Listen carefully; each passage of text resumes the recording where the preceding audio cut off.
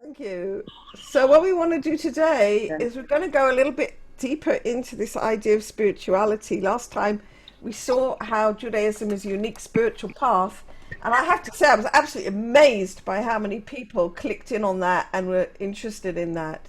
It was, May told me afterwards, something like 200 or something. I couldn't believe it. So, that was really, really, really lovely. So, that gave me the impetus to go a little deeper into the whole idea of spirituality. What is spirituality? And it's not so obvious. You know, if we talk to people something spiritual, they usually think in terms of something mystical, um, and something mystical, something which is ethereal, something which is not necessarily of this world, not necessarily material. Okay, this is what people consider to be spiritual. But Rabbi Ashlag's definition of spiritual is very different. And I think it's really worth looking at because it gives us a whole new relationship to the physical world and also our own physical bodies as well. And so, in order to start off, what we're actually going to do is it's actually a piece in uh, Tapestry for the Soul. So anybody who has got the book can find it. Well, let me just find. Now I have to do sharing. It's really tricky to do sharings. I think we do this one, and then it admit. There you go. And then I think it's this one. Yes, here we go. All right. So what we're actually going to do is we're going to look at the what is the definition of holiness, what is the definition of uncleanness, what is the ways that the body and soul come, and what constitutes material. Now, is this the bit I wanted? Yes. This is from the introduction to the Zohar, okay, which Rabbi Ashlag wrote. Now, the introduction to the Zohar is a fascinating book, a fascinating introduction, and I was really thinking about it because when at first sight it doesn't look like the introduction to the Zohar. You would imagine that the introduction to the Zohar would be talking about Sfirot, and we'd be talking about spiritual worlds, and we'd be talking about ethereal matters. But in actual fact, it doesn't at all.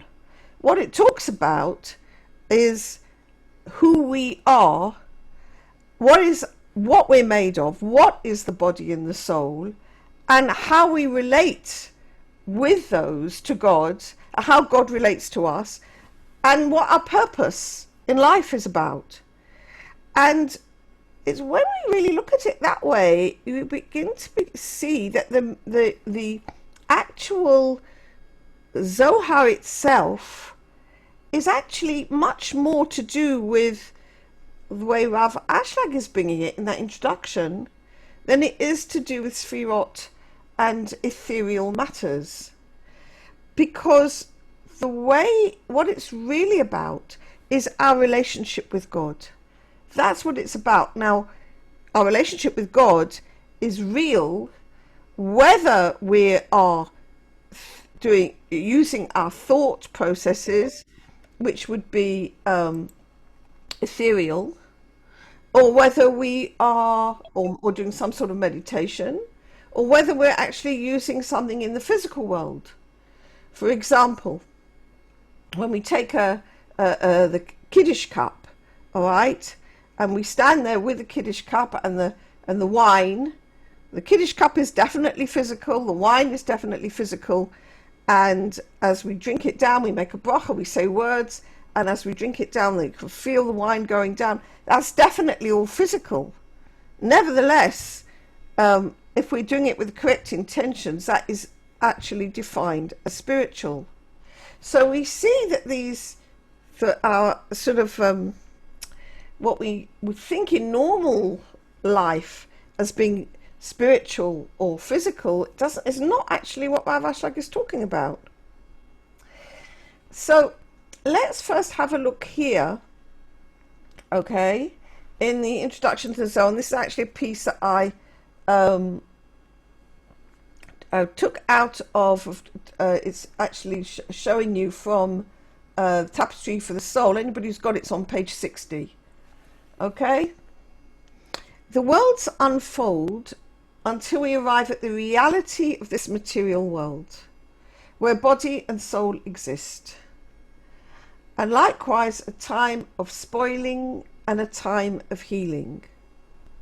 Our body, which is formed from the will to receive for itself alone, what we would call in our modern language the ego, comes forth from its roots within the purpose of creation, but it passes through the framework of the worlds of uncleanness. As scripture says, man is born like a wild donkey. It remains subject to this framework until a person reaches 13 years of age, and this period is designated the time of spoiling. Now, it's not written precisely on this page, but the soul goes through the framework of holiness, which is the framework of giving. And I actually made once a very nice sort of picture of that, which I can share with you, which is here. All right, now I can probably make it a little bigger so you'll be able to see it a bit more easily. Zoom.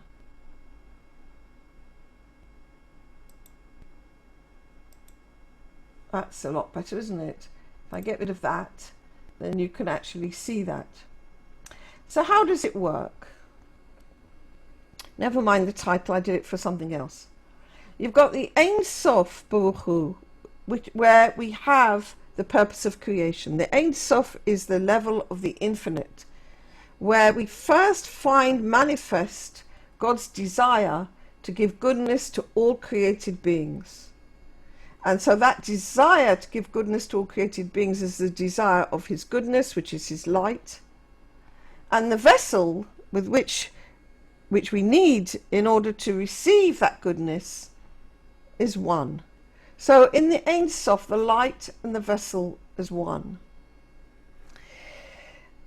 Now, following the Ein Sof, the first thing that happens, even though it's one, is that the vessel in the Ein Sof wants to become even more one with God, even more one than we can imagine one being. Now what does it mean? The light is all giving and the vessel is all receiving. And so it can sense that difference, that sort of change between itself and the light, even though it's only a potential change, a potential difference, because they really are Hu Shmo Echad, they really are one in the Ein Sof. But nevertheless, even that tiny potential made the vessel say, I want to be like the light. I want to be a giver like the light. And it was from that decision, and from that desire, that we begin to get the difference between the framework of holiness and the framework of evil.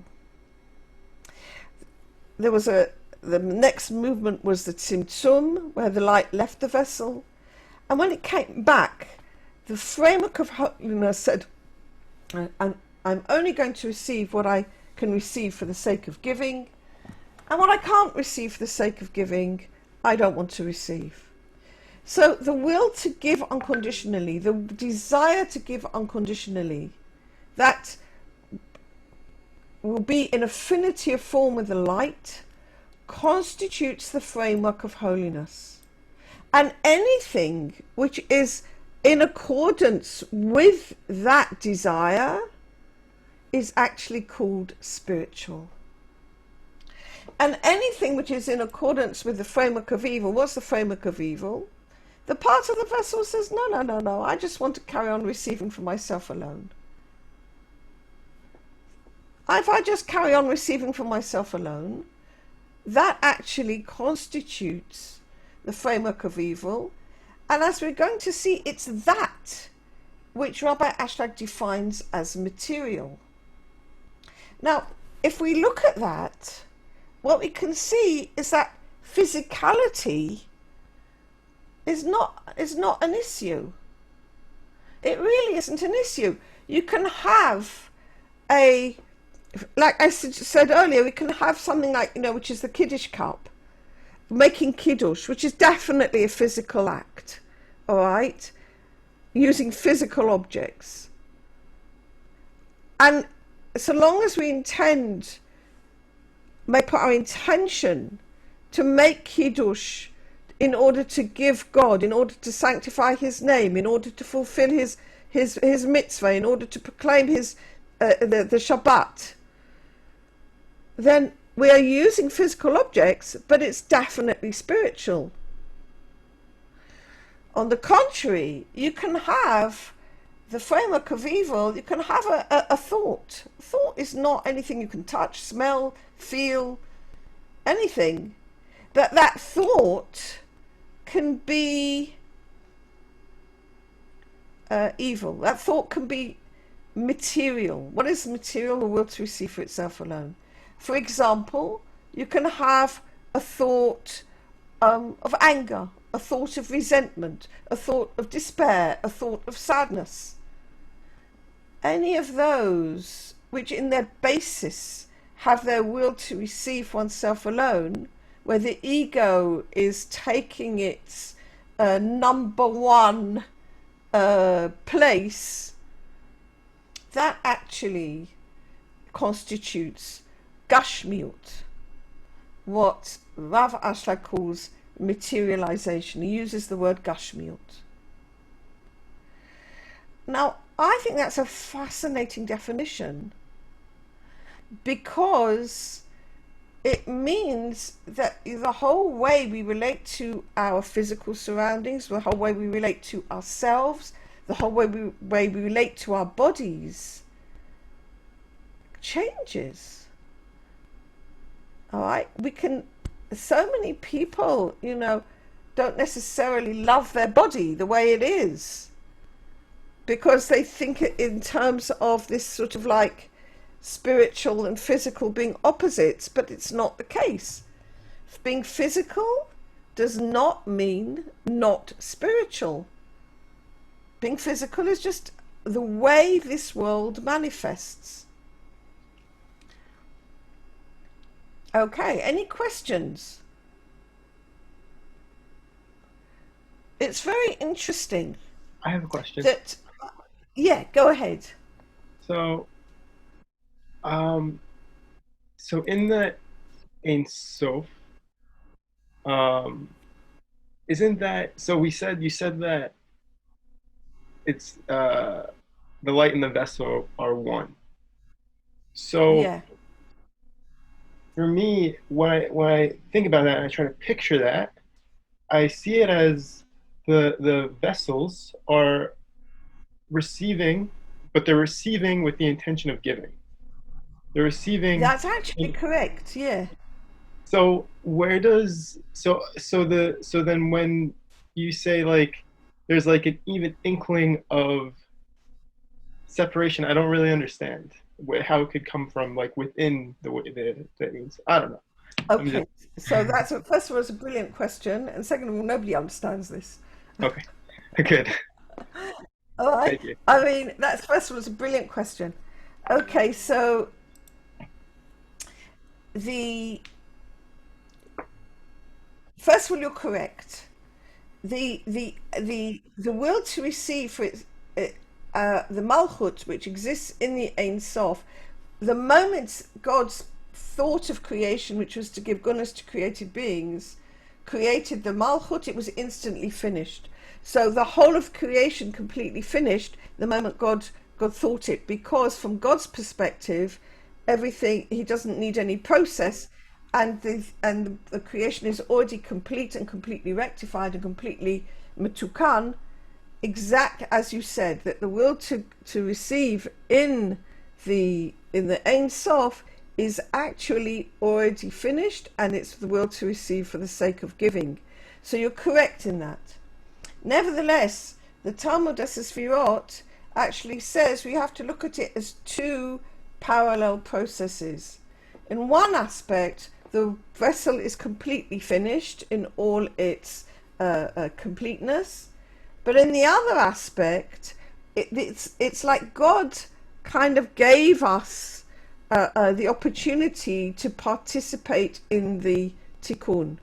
So in this other way, then you can say it's like it's kind of taken that moment between the beginning and the end, and sort of like elongated it all out into the whole process of creation, which is the part that we take part in.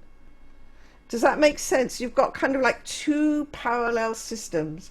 One is correct in that in a sense it's completely finished, it's already finished. And the other one, it's like a slow motion if kind of thing, in which the human being is given the opportunity to actually participate in the tikkun, in which case you have to consider the vessel in the Ein Sof as receiving for the sake of receiving, and then it has to do the tikkun, and we do it in actual practice. And that's the framework that we're actually in. That's where our consciousness is in. And the Zohar and the Ari, the work of the Ari, actually deals mostly with what the human being needs to do. On the one hand, though, it certainly gives us a lot of hope, because if we know that the redemption, the end of the tikkun is already present, then there's no way it's not going to happen. It's already happened. All we have to do is come to it in a full consciousness. Did that make sense? Thank you. Yeah, thank you very much. It was wonderful. All right. I think that piece in the Talmud Esesvirot, if I'm not mistaken, I think I popped that into Tapestry, but I don't remember where. I'll try and find it afterwards, okay, and I'll tell you where it is. All right, I'm pretty sure it's there. Okay, so let's stop showing that bit, and let's go to. It was a very good question, thank you. Let's go to. I think that's the one we want. Right.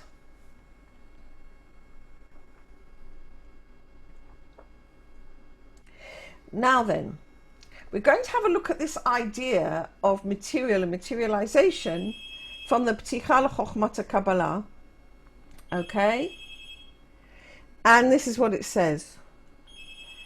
As we've said, the will to receive is inevitably included immediately in the thought of creation, with all the many arrangements that are there, together with the great bounty that God planned to bestow in order to give pleasure to the created beings. And you should know that this is the inner meaning of the words light and vessel as we discern them in the upper worlds, for they come inevitably bound together and cascade down together from stage to stage. And according to the measure that the stages descend from the direct revelation of God's light, becoming estranged from the Blessed One, so corresponds the measure of materialization of the will to receive that is included within the bounty. It's also possible to say the opposite, that according to the measure of materialization of the will to receive that is included within the bounty, so does it descend from stage to stage, until it reaches the lowest place of all, in which the will to receive has materialized to its most appropriate measure. So what does it mean? It means that the light and the vessel start off together, okay, and as they progress down through the spiritual worlds, they start to separate, and the more the will to receive becomes individuated, becomes actualized, the more material it is. The opposite is also true. The more giving a person is doing, which would be in affinity of form with the Creator, the more spiritual It is. Now, let's take a moment to look at the word spirit. All right? So the word spirit, ruchaniyut in Hebrew, is from the word ruach. Now, the stages of the soul are nefesh, ruach, neshama, chaya, and yechidah. Those are the names of the stages of the soul, okay? Nefesh simply means passive. Passive means that the soul is not able at this stage to actually express itself. Let's, for example, if a person goes into a supermarket and he decides to take a bar of chocolate without paying for it, his soul might protest, but his soul can't do anything to stop him. Okay, because the person is operating with a very low level of soul. The soul is passive and cannot stop the person doing something. So which means, I mean, his conscience might prick him, but he can't actually, the soul cannot actually stop him. The person at this level has free choice. And so the level of soul, which is called nefesh, is passive and has got that it can't stop him. The person's still got free choice. But ruach is another matter. Ruach has got movement. Ruach has got life. Ruach means spirit, or it means wind. Okay, it's got, you can feel that sort of like movement there. So ruach has a definite conscious force, and ruach is the desire to give. So a person who is using his desire to give, that is called ruchaniyut. That is called spirituality, because that's the aspect that we're really looking at, okay, which is spirituality. And spirituality is the desire to give unconditionally. Now, Rabbi Baruch Shalom Ashlag, spends an enormous amount of time in his book of articles, his Sefer Ma'amarim, actually looking at the transition that a person needs to make to get from nefesh to ruach. Because in many ways, that's the hardest thing to do. Nefesh is when we're still involved with our will to receive ourselves alone. And ruach is when we are already giving unconditionally. Now, when we're giving unconditionally, we're in what's called affinity of form with the Creator. A person who's in affinity of form with the Creator is called a tzaddik. Okay? He's a tzaddik, he's a righteous man, he's already in affinity of form with the Creator.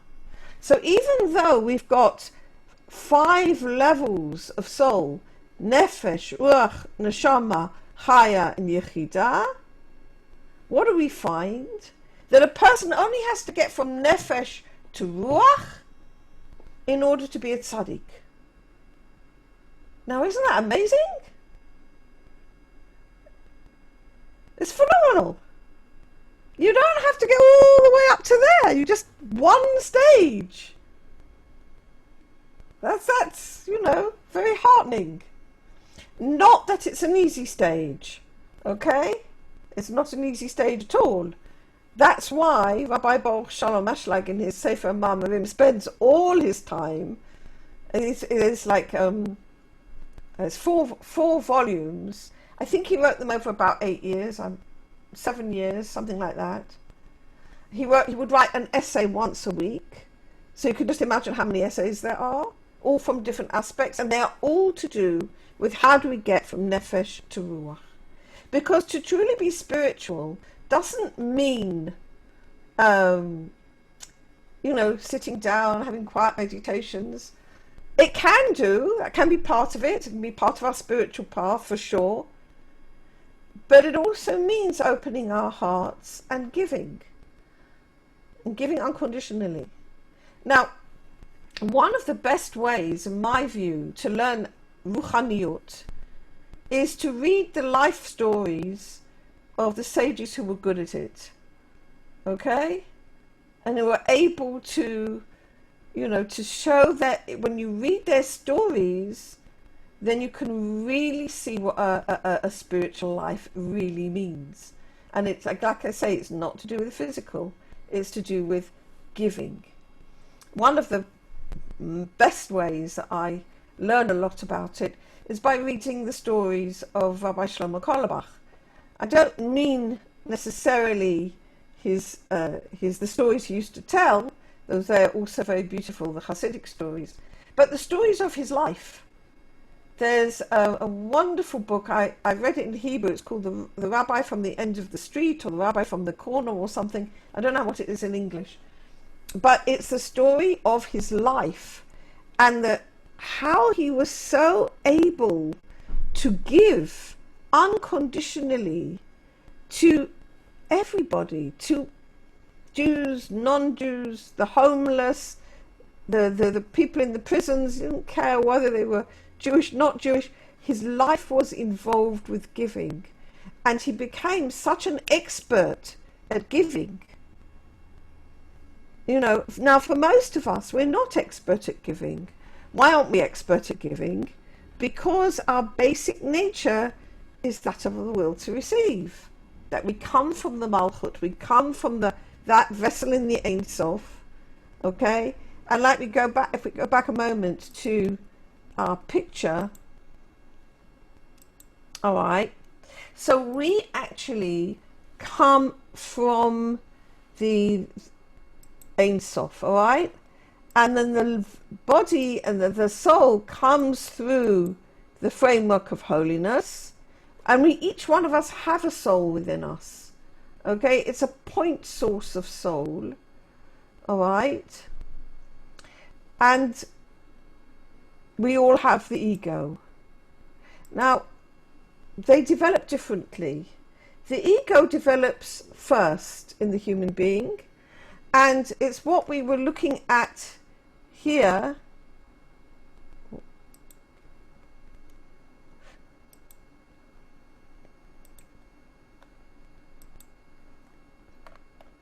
All right, our body here, which is the ego. All right, the word body and ego in the Kabbalah is synonymous, which is formed from the will to receive for itself alone, comes forth from its root within the purpose of creation, but it passes through the framework of the world's of uncleanness.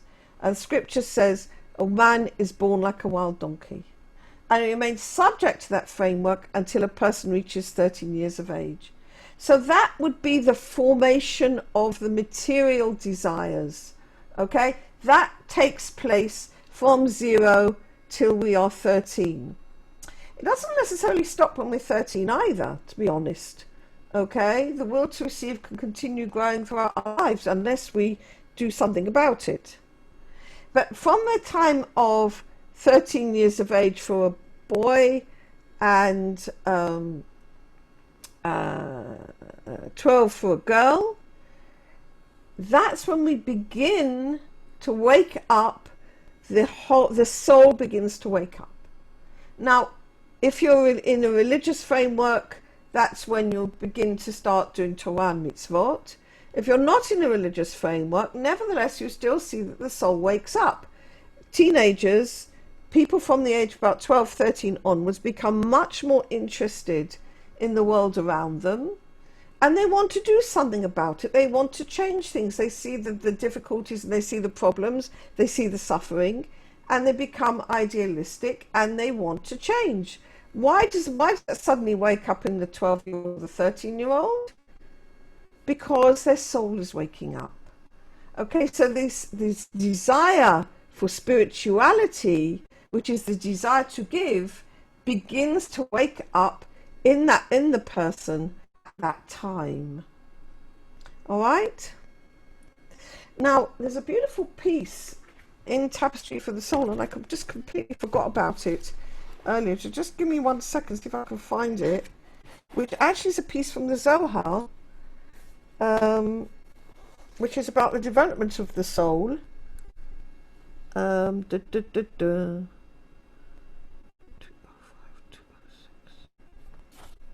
It might be.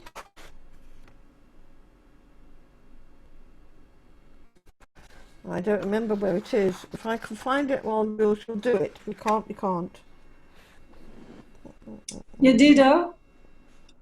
Yes. What's the word for spoil? Yeah. What's the word for spoiling in Hebrew? Spoiling, kilkul. Kilpul, thank you. I think you're talking if I about can find page this lovely piece, 154. I shall find it for you.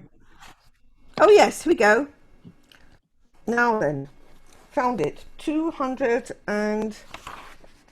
240. Great.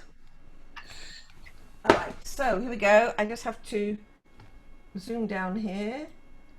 243.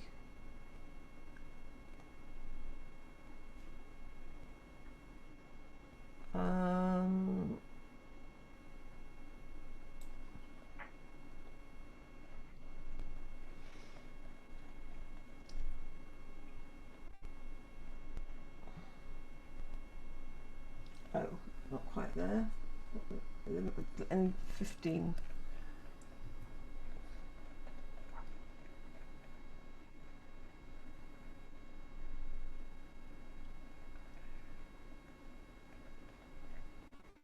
Here we are.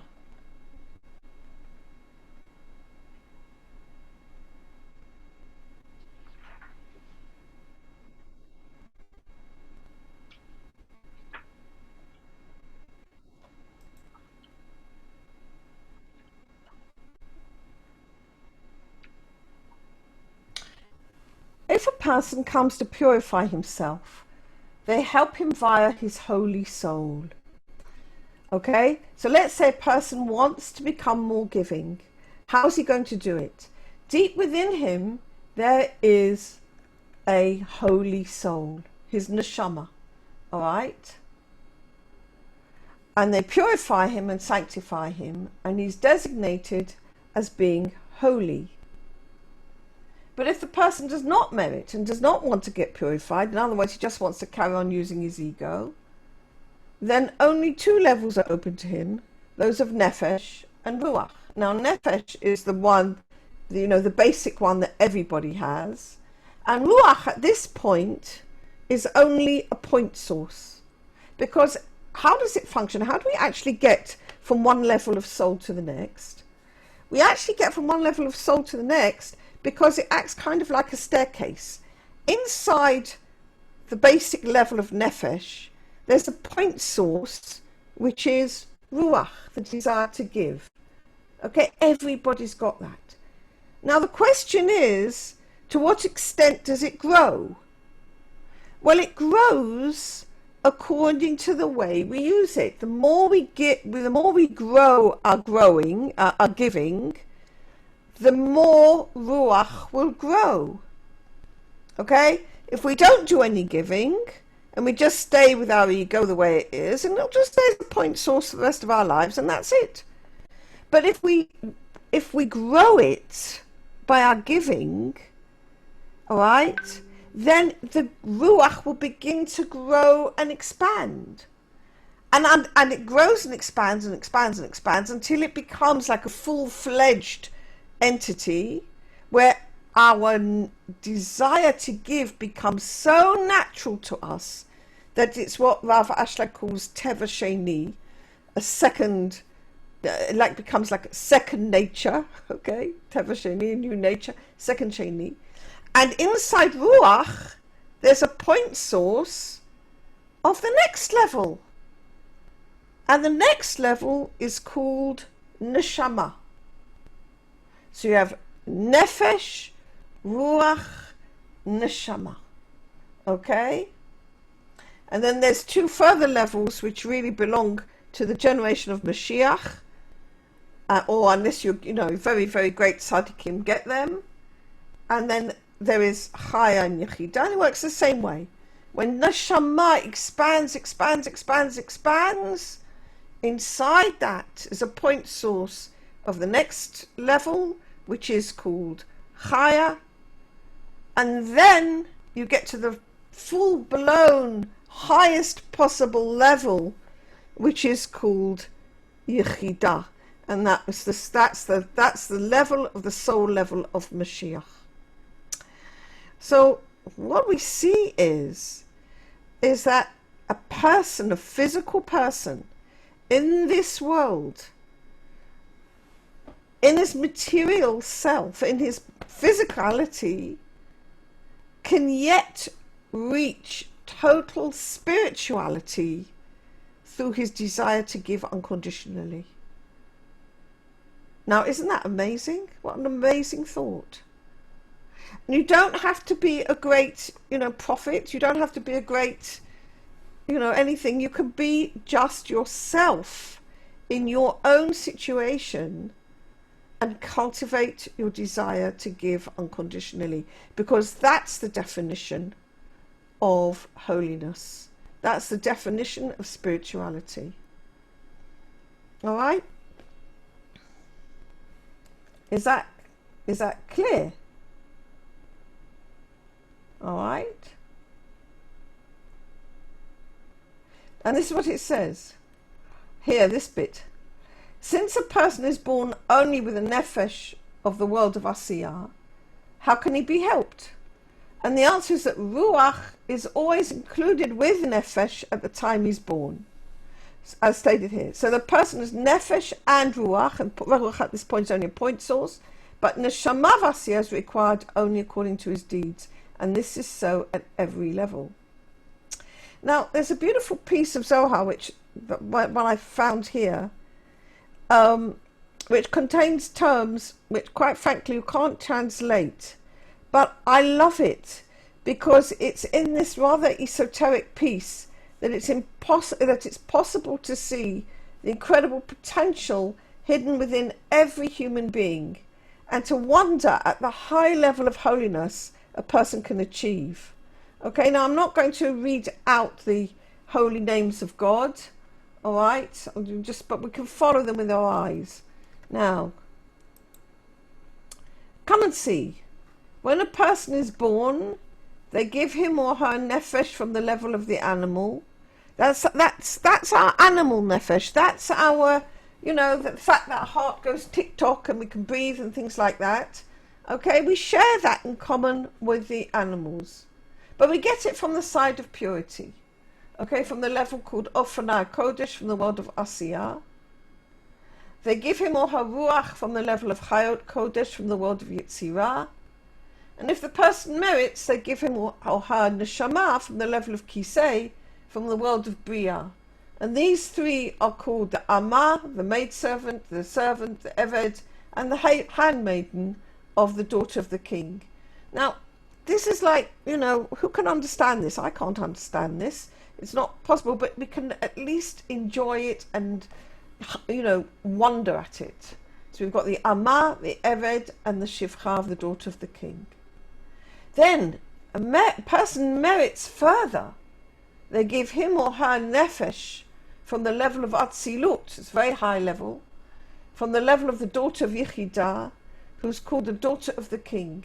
That is the Malchut of the world of Atzilut. He or she merits further. They give him or her Ruach of Atzilut. That's from the middle line, which is Tiferet, called the Son of the Holy Blessed One. As it is written, you are sons to the Lord your God. He or she merits further. They give him or her Neshama from the level of Bina, as it is written, and he breathed in his nostrils the breath of life, Nishmat Chayim. What is life? It is the letters Yud Hey, of which it is written, Kol Neshama Tahalel Yud Hey. And so the name Yud Hey Vav Hey is completed by them. For Ruach and Nefesh of Atzilut are Vav Hey, and the Shama of Atzilut is Yud Hey, and together you get Yud Hey Vav Hey.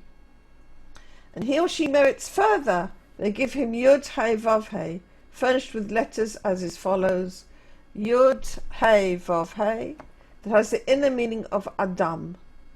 So what is an Adam? An Adam, the full meaning of Adam is somebody who is really in total affinity form with God. This is in the fact, Rav Ashlag writes in another place, Adam is Adameh le'elyon. I am like God. In other words, just as God is unconditionally giving in joy to us, if we can be unconditionally giving in joy to God and or to our fellow human beings, we are an Adam. This is in the form of master, for whom it is written, and you shall have dominion over the fish of the sea, and over the bird of the heaven, and over every creature that creeps on the earth. This is Adam, who has governance over the firmaments, over all the Ophanim, over the Seraphim, over the Chayot, over the Sfaot, and has all the powers of above and below. For this reason, when a person merits nefesh at the level of the daughter of the king, it is written, you shall not go out in the manner that servants go out. Now, everybody, this is a beautiful piece of Zohar, but I can't understand it. I mean, you've got to be really, really, a great Kabbalist to be able to understand it. But I can't understand it. I'm not reading it here so that we can understand it. But just to see what potential, what spiritual potential lies within every human being. And what it needs more than anything else is simply practice. Practice in giving unconditionally. Now, in order to, before we go, what I wanted to do next was to look at, I think it's, how do I do this now? Share screen. There. And it's here. Was that the bit I wanted? Can't remember.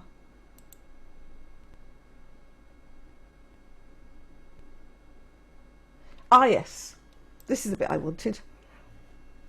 Now, Rabbi Ashlag taught his students to put the emphasis on the inner, the emphasis on giving. All right? And so I thought we could have a look here at what he meant. The poverty in Rabbi Ashlag's household, this is from the new book, The Master of the Ladder. The poverty in Rabbi Ashlag's household was enormous, okay? They really didn't have two coins to rub together. He concentrated only on his work. So the students would bring the necessities of life so the children would have something to eat. All right, okay. And once he said, materialism and spirituality are complete opposites. The whole world is chasing after the material. What does that mean? They're wanting to fulfill their will to receive oneself alone.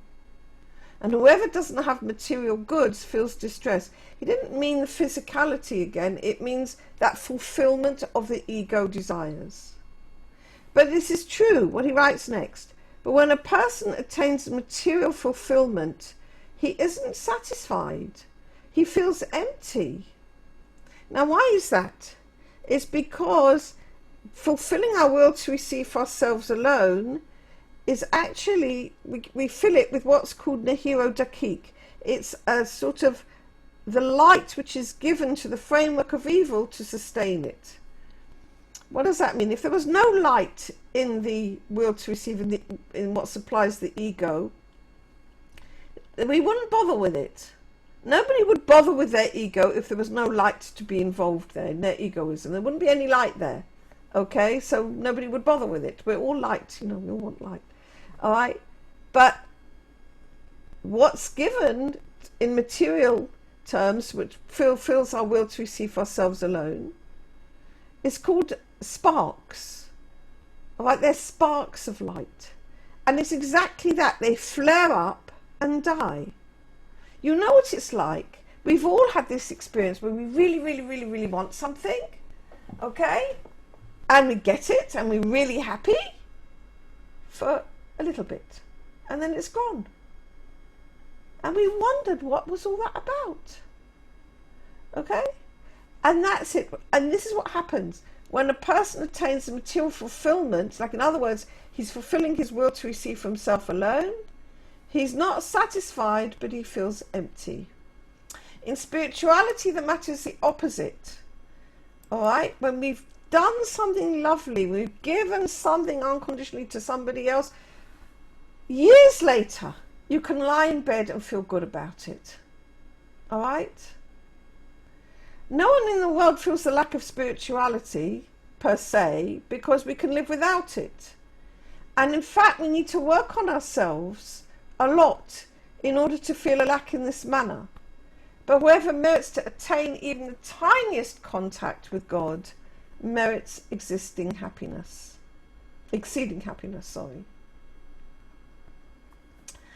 So, inner and outer aspects exist within each one of us. The inner aspect is our desire to give, which is the soul, okay, which is that source within us that we've just looked at. The outer aspect is our will to receive for ourselves alone, okay, and they exist in each one of us. And in his Rabbi Ashlag's introduction to the Zohar, which is also in Tapestry, by the way, now you must know that everything has an inner aspect, which is the soul, the spiritual part, the desire to give, and an outer aspect, which is the desire to receive, which is the ego. Now, if we're to look at the world as a whole, Israel, the seed of Abraham, Isaac, and Jacob, is considered to be the innermost aspect. Why is that? It's because we are able to give unconditionally. This is a function that we received through our forefathers. Okay? This is a special tchuna that we were given through Abraham, Isaac, and Jacob. That's the reason why God gave us the Torah, because we have the ability to carry it out. All right? And before the Torah, we said, Na'aseh v'nishma, we will do and we will obey. We came as one to Mount Sinai. You can't, you know, when everybody's just wanting to use their ego, you end up separated. They cannot come together as one unless you are giving to each other. Only unconditional giving binds people together. And therefore, when the Jewish people came to receive the Torah on Mount Sinai, they came using their spirituality, which is their desire to give. And that's why we were able to receive the Torah. Whereas the 70 nations, the other nations of the world, are considered to be the outer aspect of the world. Now, the inner aspect and the outer aspect are also represented within ourselves. Okay? He goes on to say, within Israel itself, there is an inner aspect which consists of those people who are seriously committed to their spiritual work of serving God. And there's an outer aspect consisting of those who are not involved in spirituality. Likewise, among the nations of the world, there's an inner aspect which consists of the saints of the world, those who wish to be giving and kind and loving. And there's an outer aspect which consists of those who are destructive and coarse.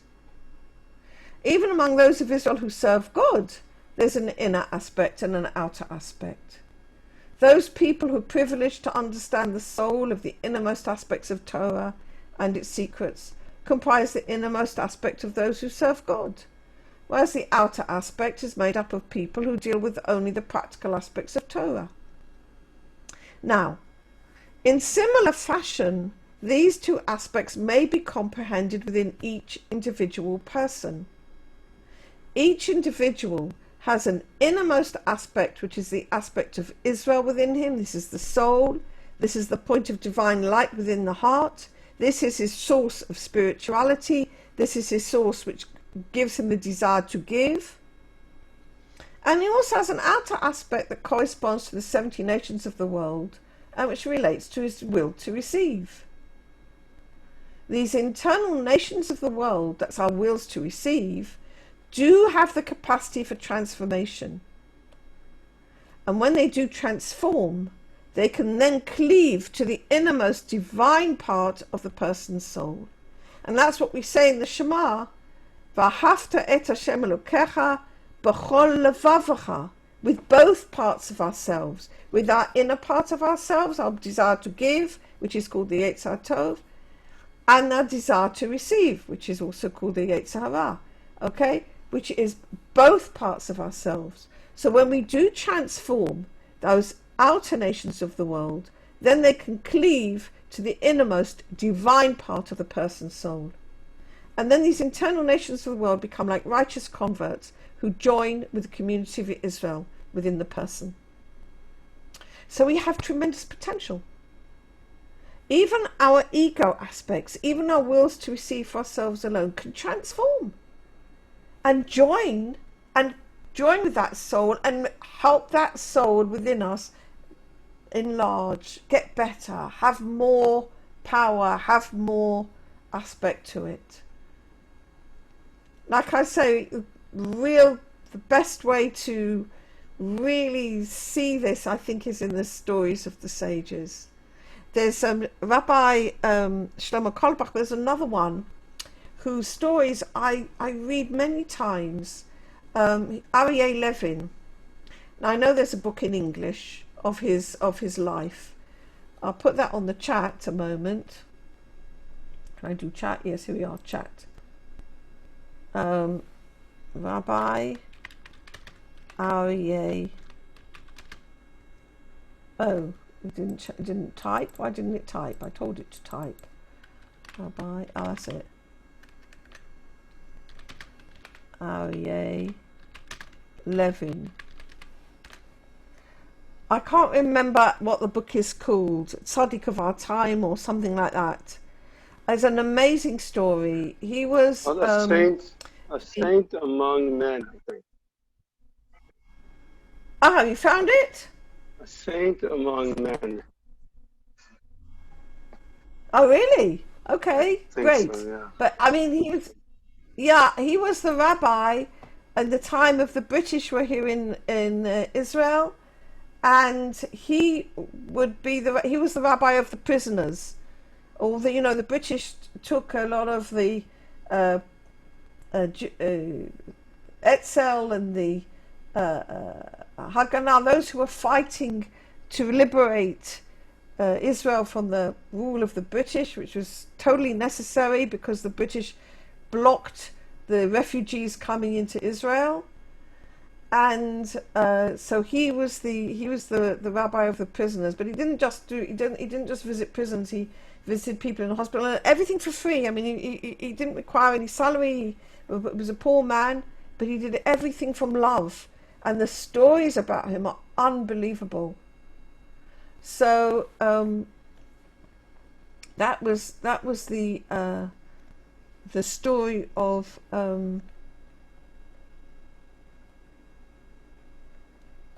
Rabbi of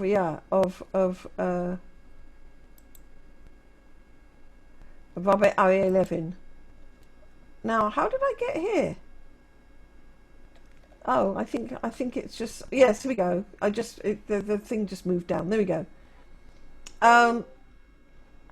So yes, a person may reinforce and respect his innermost aspect, which is the aspect of Israel within him, over his external aspect, which is the aspect of the nations of the world within him. And then he strives to put most of his energy and labor into increasing and enhancing his innermost aspect for his soul's sake.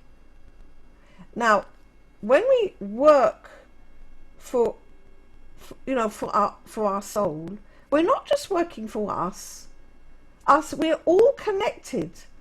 If anybody works to increase their soul's spirituality, he's actually increasing the world's spirituality, because we're not individual.